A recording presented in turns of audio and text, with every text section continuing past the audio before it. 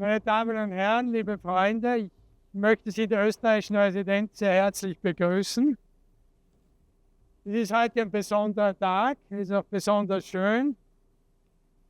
Es ist ein besonderer Tag, weil wir heute einen von uns, unter Herrn Präsidenten Roland Pirker, die ihm vom Herrn Bundespräsidenten verliehene hohe Auszeichnung, das goldene Ehrenzeichen in Gold, überreichen können. Es wäre wahrscheinlich, es würde zu weit führen, wenn wir hier alle Verdienste des Roland Pirker aufführen würden. Wir brauchen wahrscheinlich einen ganzen Abend und einen Nachmittag auch noch. Ich bin ja erst hier seit Jänner, aber selbst in dieser kurzen Zeit, da ich hier in der Botschaft bin, ist der Name Pirker bereits zu einem Begriff geworden. Das war schon bevor ich überhaupt nach Ottawa kam. Das ist auch in Wien, kennt man ihn, die Auslandsösterreicher und die Abteilung dort, die schätzen ihn. Wenn man wirklich versucht, was hat denn dieser Herr Pirker alles getan? Das ist schwer, das alles irgendwo zu übersehen. Aber es sind wahrscheinlich 3 Punkte, die mir als Außenstehender besonders aufgefallen sind. There is one, and that's the first one, that's Roland Pirker, a filmmaker. Unfortunately, I'm not a connoisseur enough to really appreciate all what he has done. He is the best. I thought so, because he has won so many awards. And he must have einen Blick, wie Germans will say, für das Schöne und für das Wesentliche. I mean, that's already a great gift to have such a blick, such a view, to see the beauty. And but that is not enough. You also have to have this organizational skills to get out your camera, to have it work at the right time, get it on a film. So that's not easy. And Roland has done both, and we still hope that he will do great feats, and I have some project in mind, which I will tell you afterwards. And maybe that's because you have to look to the future too, you not get a medal for nothing. It's always to be a bit an incentive to do more. I think the second area where I would like to stress is Roland Pirker as a father and as a sort of a president of the Austrian Canadian Society in Ottawa. Ist es, diese paar Male, wo ich ihn in Aktion gesehen habe, ist wirklich irgendwo so wie ein Hausvater für seine Österreicher hier in Ottawa. Und es ist wirklich berührend zu sehen, wie er sich um unsere Gemeinschaft hier kümmert. Und das tut er jetzt nicht erst seit ich da bin, sondern schon seit almost 10 years or even longer. And the third, I think, area which I think he does great things is where he is as an organizer, fundraiser, politician. As you know, he has been the founding member of ACC. He has been a helper when we founded this Austrian society, the Austrian Institute in Alberta, Edmonton, and there's hardly any Austro-Canadian activity where Roland Pirker hasn't been involved one way or the other. He's fundraising for SOS, fundraising for ACC, trying to help out our clubs all over Canada. And he's also active in the Weltbond for the Austrians in Vienna, and I think gives his contribution, and they very much appreciate what he has done. And as you might know, I think I just barely had arrived when he approached me with a new project. He said, well, shouldn't we have an Austrian summit here in Ottawa in May 2005? Because, as you know, that it will be a special date for us. We celebrate 40 years Austrian Society Ottawa, 10 years ACC, 50 years Austrian State Treaty, Staatsvertrag, 10 years our EU membership. And strangely enough, and we found only out recently, also 150 years Austro-Canadian relations. But he hasn't done so. He hasn't been around since, I must say. It's good. Yeah. Thank you. Thank you. I 5th anniversary with my Viennese wife. That's next year. So, yeah, we celebrate it all in one. We'll see. So next year will be an important year, and we have this Austro-Canadian Summit, which Mr. Pirker will organize with an organizing committee, I think with the president of the ACC and Mr. Wislerchill, and we have already a little committee, and we have already started planning. And I think it will be a great event. And that's what Roland Pirker is all about. He is the backbone and the motor of our society here in Ottawa.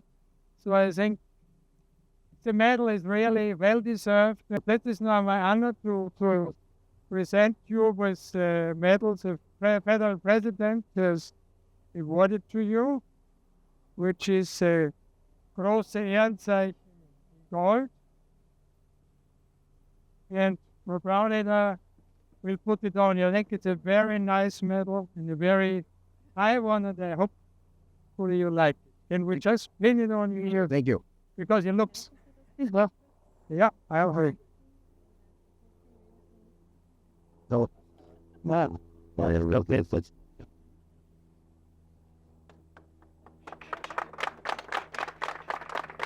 Oh. No. It's an applicant to play like bravo. In the dance. Tiger is us, they're included 52 by 7. Is whether yeah, so does it. Come on, no, but Chris, back it. Not a lot. Back on. That's the. Can we burst out with the link? Ja, direkt uns rein in der Medaille. Well, I have taken the liberty to write it down because I'm not a politician. I'm not a diplomat, so I'm a filmmaker, so I want to stay to the script. So I thought if you permit me, I'd like to follow this. I'm very humbled and honored to have received this award today. I know there are people in this crowd that probably deserve this honor more than I do, especially when I think I get decorated for something that I love doing. Therefore, I'd like to pay tribute to my parents and my grandparents and those that have contributed immensely to this award. First, I'd like to thank my wife, Burgi, who has put up with me for 38 years, and my often grouchy behavior when things didn't go right. Yes, the last 30 years or so weren't always easy. Fitting volunteer work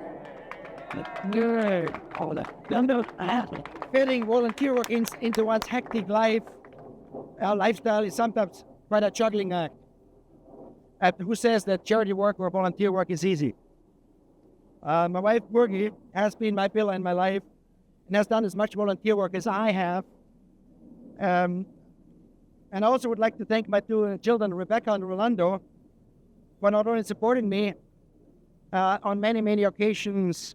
At the time when they did it, they maybe did not truly understand the meaning of volunteer work.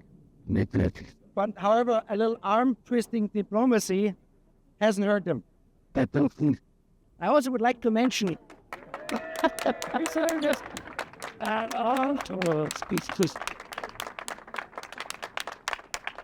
I also would like to mention my mother, Ella, and my grandmother, Julita.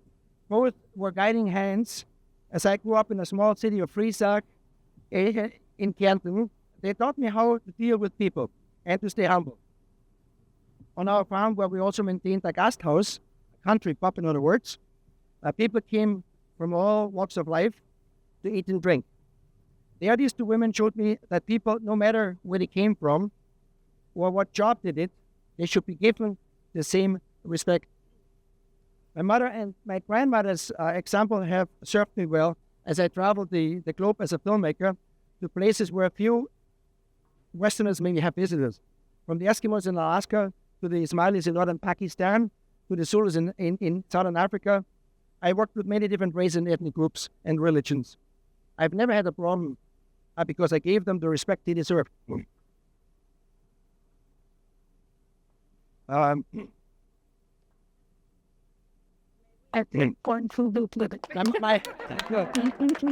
motto, to give respect, get respect, has served me well. However, my life experiences this has taught me more than just to respect people.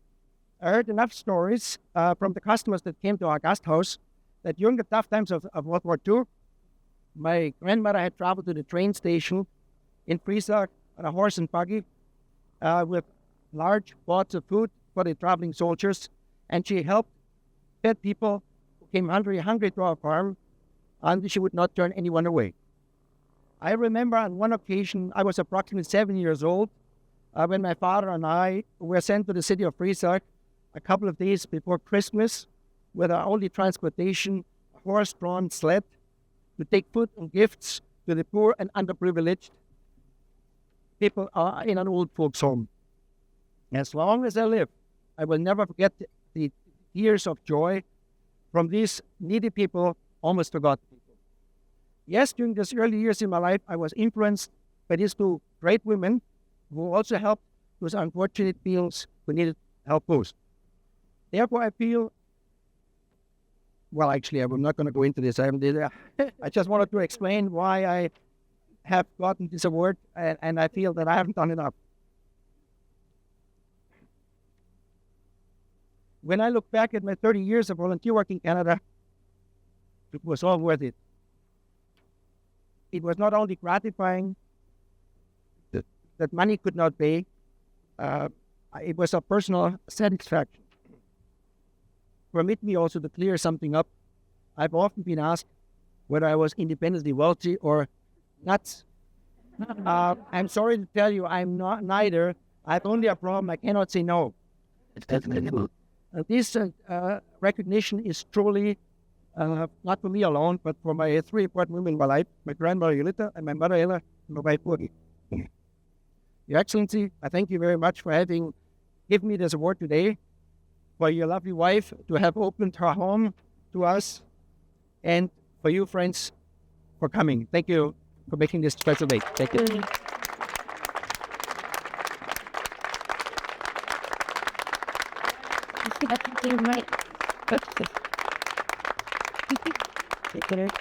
Please feel free to keep eyes open and to think to tell it. All the things I do, so let's go inside, pass, take the place. Feel at ease, congratulate, accept everyone. Yeah. Good. Like, everybody look at that. People, children saying, I don't all things make you through years tonight. I told you that. What can't never laughing. Thank you very much. Thank you. Wow. See you, Bobby. When you get very shot in book, sure, very grand. That's how you have it. It's just a way. Thank you. What a perfect day. You know, it's amazing. But I hope your back gets better. My your fist is so and just thanks for coming. You did really well. Well, amazing that your back goes out. You know, it's amazing.